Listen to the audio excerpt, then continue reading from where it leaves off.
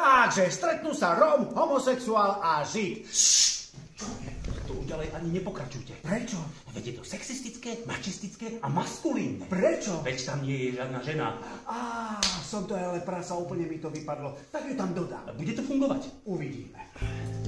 Takže stretnú sa Róm, homosexuál, Žid a nejaká žena. No a aká žena? Však to počuť. No dobre, ale mala by mať nejaké špecifikum. No, tak idem na to.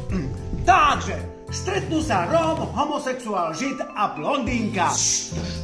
Takže to má byť vtip o blondínkach? Tak teraz už hej. Dobre, a keby to nebola blondínka? Dobre, môže to byť blondínka, ale nemusí sa to spomínať. Počkaj, tak si to skúsim. No, poď. Stretnú sa Róm, homosexuál, Žid a učiteľka. Výborne. Takže stretnú sa Róm, homosexuál, Žid a učiteľka na urológii. Na urológii preboha živého, ako sa tam dostala tá žena? Však vy ste mi ju tam nanútili. No dobre, ja som netušil, že sa stretnú na urológii. No veď ani ja. Čože? No tak pozrite, najprv sa mali stretnúť na psychiatriu, ale som si to potom rozmyslel. Prečo?